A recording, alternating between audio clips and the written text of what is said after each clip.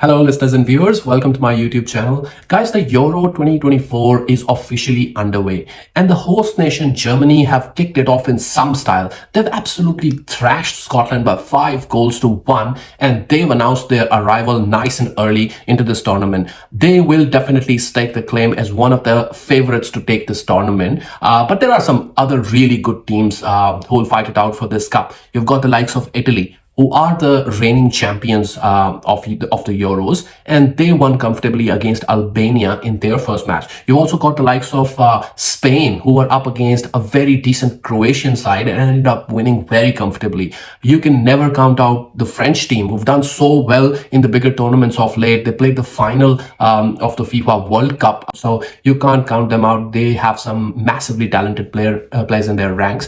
Then comes Portugal, the greatest of all time. Ronaldo is yet again leading the line for them, so you can't count them out. There's Netherlands, who always does well in the bigger tournaments.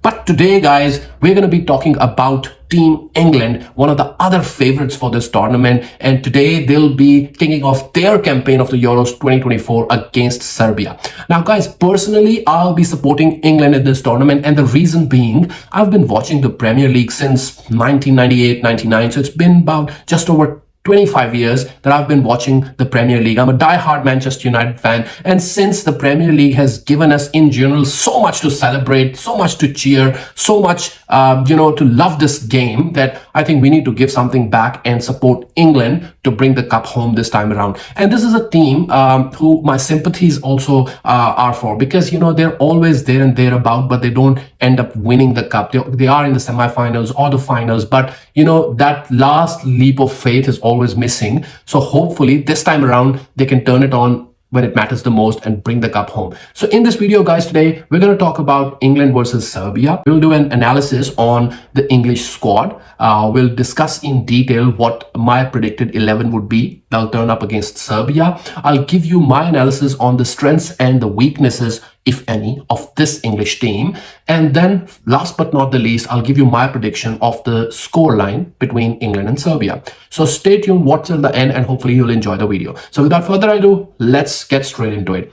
Guys, in goal for England, I think there's a clear winner here. They'll be lining up with Jordan Pickford, who's been deputizing in goal for them for last 3 or 4 bigger events. And I think he always does a good job whenever he plays for England. He's and nothing extraordinary, but he's one of those consistent performers that have played for England. And who is he up against? He'll be fighting for a place with Aaron Ramsdale, who hasn't really played for Arsenal all that much this season, because David Raya was their first choice. And then we've got Henderson as well, who was injured for most part of the season as well. So there's a clear winner here, and England's going to stick with their number one, which is Jordan Pickford. On the fullbacks, like the right-hand side, we don't really need to discuss much there. The ever-dependable Kyle Walker, this guy I'm a big fan of. His stamina, his speed, his fitness, it's exemplary. He hasn't let the standard drop, and when it comes to the right back spot, I think he keeps England as safe as houses. Nothing gets through him. He'll be the number one name on the team sheet. We've got some other really good right backs in this English squad. If you look at it, we've got Kieran Trippier, who is Newcastle's first choice right back. We've got Alexander-Arnold, first choice right back for Liverpool. We've got Joe Gomez as well, who can play there. But I'd say Kyle Walker is going to be the number one right back for England. On the other side, left back is actually where I see England might struggle a bit, because it's astonishing that a league of the size of the Premier League doesn't give England one proper left back. The only proper left-footed left back that I can see in this whole English squad is actually Luke Shaw, who's been injured pretty much throughout the last season for Manchester United. He has hardly played any games, and if we go by the news in the media, it says that he is back to fitness, he's in the training sessions, and he might play some part in this first game, but he is not ready to start. So if he's not there, they might start with either Kieran Trippier or Joe Gomez on the left-hand side, but safe to say that it's going to be a makeshift arrangement. And that's going to be the biggest weakness of this English side. This is a place which Serbia will be targeting, and they would be, trying to exploit England from this particular side. If you talk about the centre backs, I'd say John Stones, if there's no fitness issues, would be the number one choice to start in the heart of this English defense in the centre back position. On the left side, probably Gareth Southgate will be going for Mark Gahey, because yet again, the choices that they've got, they're not spoiled for choices in this position. They've got Harry Maguire, and probably there's one other guy, I think it's Dunk, who can play here, but none of them is left-footed like Mark Gahey. And Mark Gahey is ever so consistent. He's had a stellar campaign with Crystal Palace. Like, this guy is massively underrated, and I would say, Southgate should stick to him and make him the number one centre back for England, and I think he can really do a job for England here. So this will be the back four. Then we go into the midfield. Declan Rice, don't really have to talk much about him. He's been ever so consistent for England. He's ever present in this lineup. He's had a spectacular season with Arsenal, who ran Man City so close to this Premier League title. It went all the way to the wire till the very last game, and eventually City ended up winning it. But credit to Declan Rice, he's gone into this Arsenal team and added that steel in that midfield which was missing.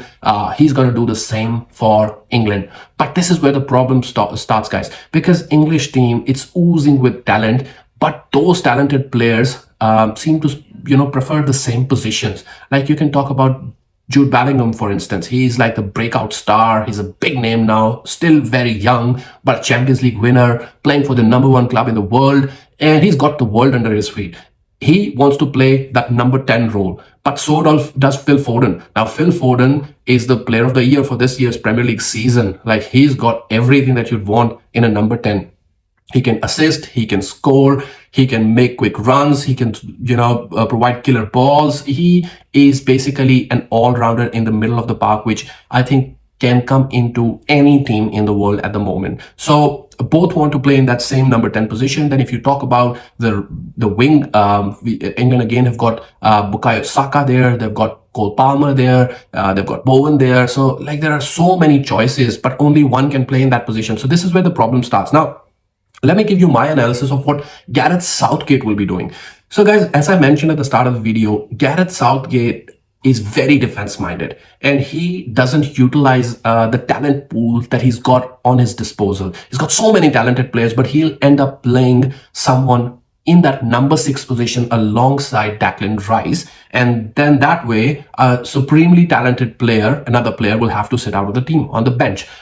So my prediction is that Gareth Southgate will play 2 number 6s, Declan Rice, and the second one would be most likely Alexander-Arnold, who'll be deputizing in the midfield, playing out of position, or he can choose to go with Conor Gallagher or Kobe Mainu, but he will have 2 number 6s, and he'll play Bellingham in the number 10 spot, and then he'll have to play Phil Foden on the left, which is not his preferred position, and then on the right side, it's a tough one. It's a good problem to have for Southgate, because Bukayo Saka and Cole Palmer, or I'd say Cole Palmer, both are massively talented and coming off the back of amazing campaigns for their particular clubs. But the way Southgate thinks, I'd say he would stick with the one who's been wearing that England shirt, for a longer time, and that's Bukayo Saka. So he'd stick with experience, and my prediction is that the 5-man English midfield will be Declan Rice, Alexander-Arnold, Jude Bellingham,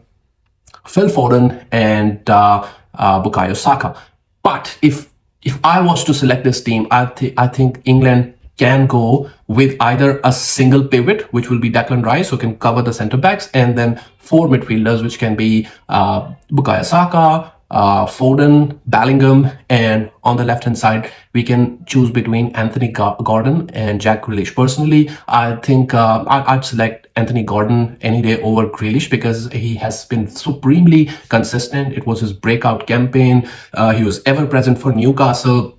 He's added goals to his game as well, and he basically is a hard worker. He presses, so I think he gets into this team ahead of Grealish, who's been a little bit inconsistent, has struggled off late with injuries, and with Doku coming into the Man City side, he's not even first choice now. So Grealish has to be on the bench for me. And then in the striker position, there's only one clear favorite, and that's Harry Kane. The ever dependable Harry Kane will probably be the captain of the side as well. They've got some decent deputies in the form of Ollie Watkins and Tony, but nobody comes close to Kane. And one big advantage that this English team will have in this year's Euros is that, as you know, Kane is playing in Germany now for Bayern Munich. So he has a lot of experience playing in these German grounds, and he will bring all that experience into play when he represents England this time around. So, you know, people are not really counting it as a big advantage, but make no mistake, Kane is a very intelligent footballer, and, you know, this will give England an edge over the rivals.